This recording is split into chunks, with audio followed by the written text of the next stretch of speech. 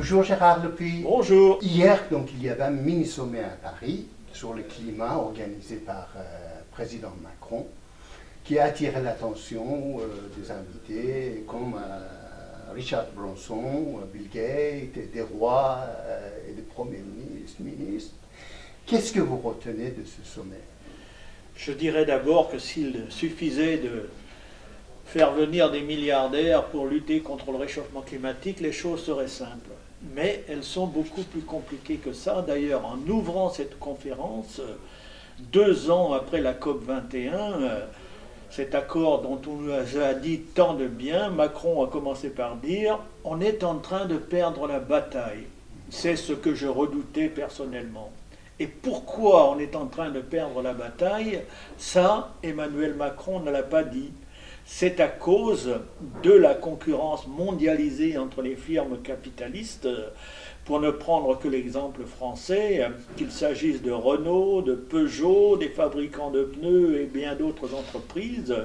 Elles n'arrêtent pas de délocaliser des productions dans des pays à bas coût de main-d'œuvre, ce qui casse la production industrielle chez nous pour produire la même chose ailleurs. Et tout ça, évidemment, ça demande des infrastructures, des transports, et ça augmente le bilan carbone des produits que nous consommons finalement. Donc, d'ailleurs, Macron lui-même est allé dire aux travailleurs de Whirlpool il y a quelques mois seulement qu'il était juste que leur entreprise soit délocalisée en Pologne puisque les salaires étaient 3 fois moins chers qu'en France. On voit bien donc son discours est totalement contradictoire et ne permet pas de lutter contre le réchauffement climatique. Est-ce que ce réunion sur le climat, en absence de le plus grand pollueur et le plus grand contributeur, c'est pas un échec en elle-même? Je nomme Donald Trump et des États-Unis. Je ne dirais pas les choses comme ça. Ce que je veux rappeler, c'est que c'est quand Donald Trump a déclaré que les États-Unis se retiraient de la COP 21 que Emmanuel Macron a décidé de tenir cette conférence à Paris pour une question d'image, pour prendre le leadership officiellement de la lutte contre le réchauffement climatique. En cela, c'est une décision opportuniste. Mais rien dans la politique de Macron, depuis qu'il est président de la République, ne montre qu'il a la volonté de lutter contre le réchauffement climatique.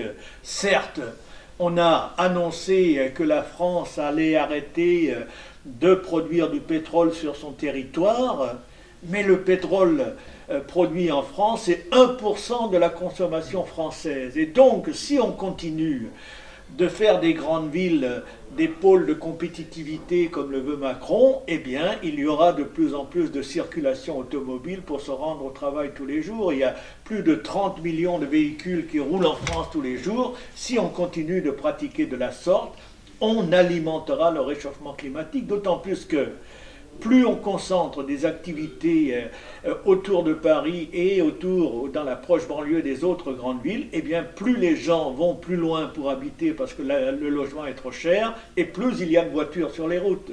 Et dans le même temps, plus le commerce mondial se développe sous l'égide de l'Organisation mondiale du commerce, voire des accords de libre-échange entre l'Union européenne et d'autres régions du monde, eh bien, plus il y a aussi de camions sur les routes pour transporter des marchandises sur des longues distances. Donc, on fait tout le contraire de ce qu'il faudrait faire pour freiner le réchauffement climatique.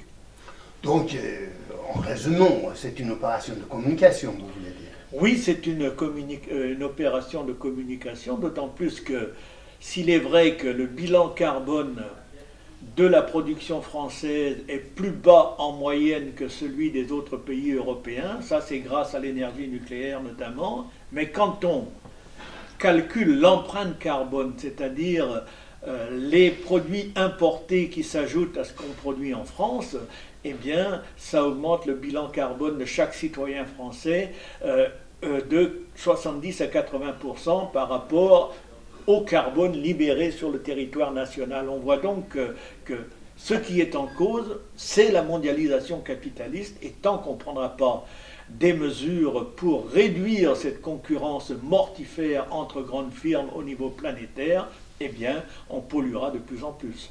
Alors, qu'est-ce qu'il faut faire pour sauver le climat? Il faut l'argent ou des idées? Les idées, c'est exposé au mesure du temps.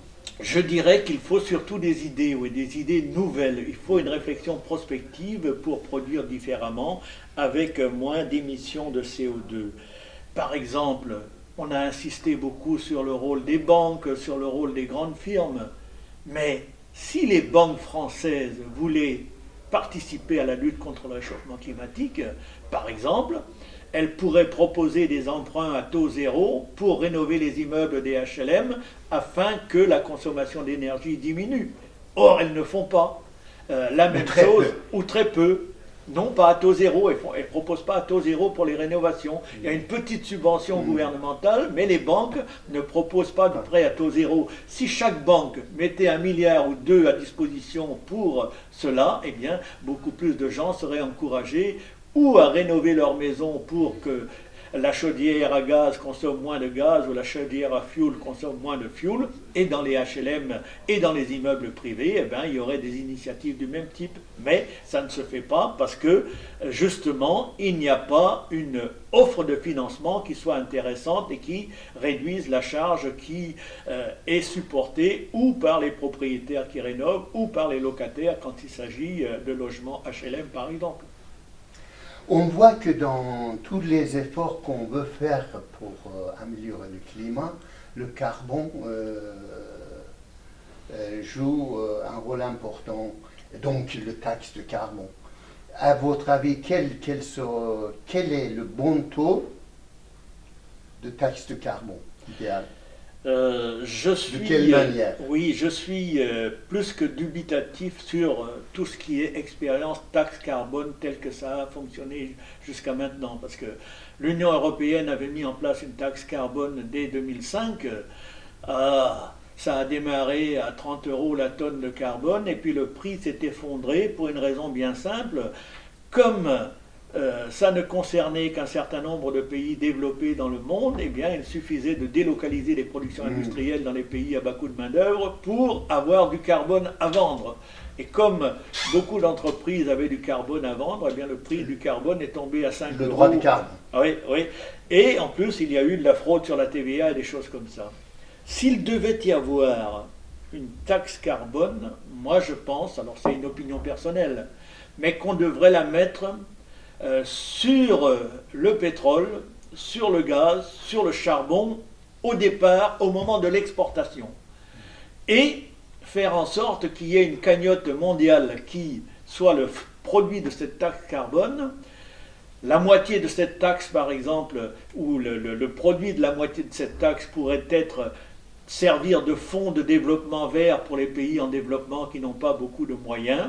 Et l'autre moitié pourrait être, de mon avis, restituée aux pays qui importent et du pétrole et du gaz et du charbon pour diminuer chez eux justement la consommation de gaz, de carbone et de gaz, de pétrole et de charbon en faisant des rénovations, comment dirais-je, en réduisant la circulation, en aménageant le territoire d'une manière beaucoup plus économe en énergie, donc pour faire des choses comme ça. Mais pas une taxe carbone comme ça qu'on fixe pour les entreprises qui, malheureusement, vont continuer de délocaliser les productions dès lors qu'il y aura des possibilités dans ce domaine. Donc, il y a quelque chose de neuf à penser dans ce domaine, mais pour l'instant, ni les économistes, ni les chefs d'État, ni les chefs de gouvernement n'y songent.